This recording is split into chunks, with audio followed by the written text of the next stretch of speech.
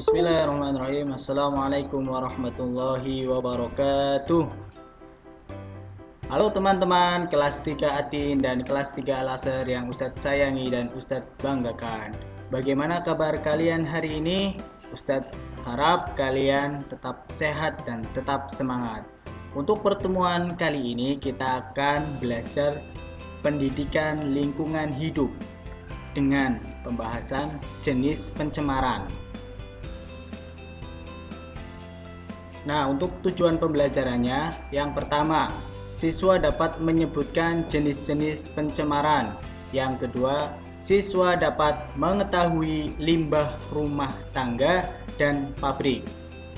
Untuk yang pertama, siapa yang tahu pencemaran? Nah, di sini Ustaz akan menjelaskan pencemaran adalah masuknya zat lain pada suatu benda. Zat tersebut akan membuat kotor benda atau lingkungan sekitar kita.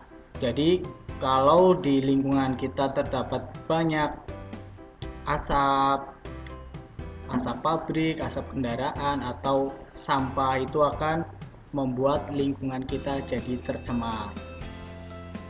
Selanjutnya adalah macam-macam pencemaran. Nah, di sini ada 3 yang akan kita bahas. Yang pertama, pencemaran udara, kedua, pencemaran air, yang ketiga, pencemaran tanah. Yang pertama, pencemaran udara. Nah, di sini Ustadz akan menanyakan bagaimana rasanya jika di sekitarmu banyak asap. Apa yang akan terjadi? Coba kira-kira proses nafasmu jadi lancar atau terhambat kira-kira. Nah, kalau udara menjadi kotor itu otomatis pernafasan kalian itu terhambat. Apalagi kalau asap itu terlalu banyak, teman-teman. Pasti akan merasa sesak bernafas. Nah, seperti pada gambar ya, itu ada contoh dari asap pabrik yang terlalu banyak, itu merupakan suatu pencemaran udara.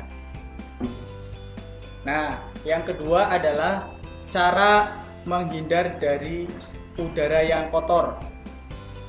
Yang pertama, kalau ada asap dari pembakaran, cepatlah menghindar ke tempat lain agar kamu terhindar dari asap pembakaran tersebut. Yang kedua, hindari asap kendaraan bermotor. Jadi kalau ada orang yang naik kendaraan bermotor yang mengeluarkan banyak asap, segera kamu menghindar. Dan yang ketiga adalah kalau tiba-tiba tercium bau yang asing atau bau menyengat, segeralah memakai masker, karena dengan memakai masker itu akan menyaring kotoran-kotoran yang mungkin bisa kamu tiru. Yang kedua yaitu pencemaran air. Nah, di sini bisa kalian lihat betapa air yang ada di sungai itu atau laut itu sudah tercemar sampah. Air yang sudah tercemar bahkan berbahaya itu disebut air kotor. Air kotor sudah tidak bisa dimanfaatkan oleh manusia. Karena apa, teman-teman? Karena mengandung banyak penyakit atau kuman. Jadi kalau airnya sudah tercemar, sudah tidak bisa dimanfaatkan lagi. Yang selanjutnya, ciri-ciri air yang tercemar adalah yang pertama, baunya menyengat dan tidak sedap. Otomatis air itu akan mengeluarkan bau yang tidak enak. Yang kedua, warnanya keruh dan kotor. Warnanya itu akan menjadi keruh tuh, seperti ada yang di gambar itu. Warnanya berubah menjadi keruh. Yang ketiga, kalau diraba terasa ada zat lain yang menempel. Jadi agak kasar atau di tangan itu sudah nggak enak lagi. Di raba itu kerasa ada kotoran-kotoran. Terus yang keempat, di dalam air kadang terdapat binatang-binatang kecil. Selanjutnya adalah pencemaran tanah. Nah, sampah merupakan bahan yang dapat mencemari lingkungan. Jadi lagi-lagi penyebabnya sampah. Jadi kalian kalau membuang sampah itu tidak boleh sembarangan. Karena apa? Karena kalau membuang sembarangan itu bisa menimbulkan berbagai pencemaran, bisa mencemari tanah, air, atau udara. Nah, cara mencegah pencemaran tanah yaitu dengan membuang sampah pada tempat yang sudah disediakan. Nah, seperti pada gambar itu, anak-anak itu sudah melakukan dengan baik cara membuang sampah pada tempatnya. Jadi bagi kalian yang belum melakukan hal tersebut, membuang sampah pada tempatnya harus dicontoh seperti anak-anak yang ada di gambar.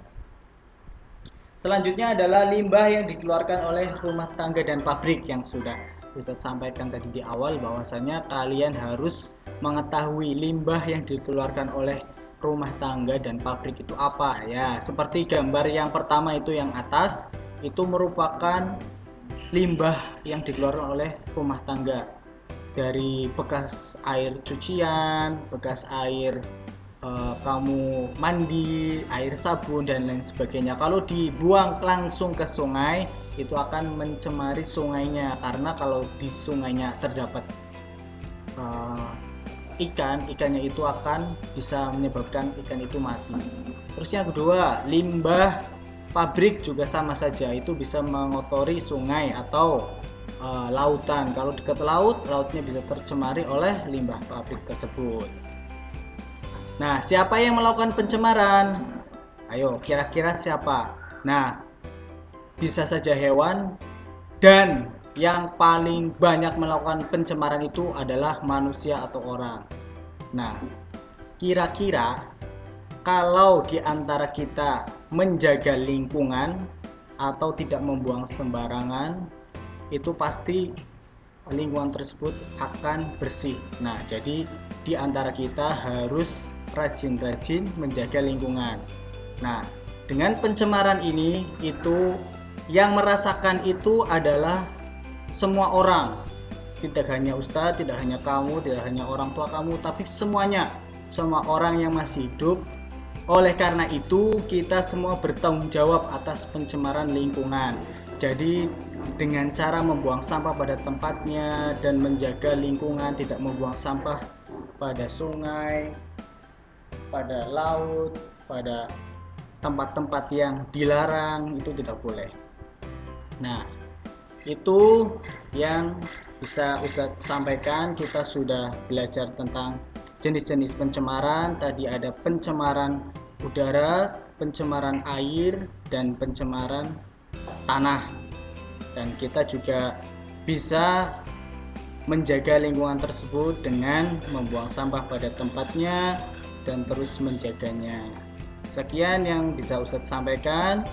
Terus semangat belajar dan praktekkan apa yang sudah kita pelajari, dan hindari apa-apa yang dilarang.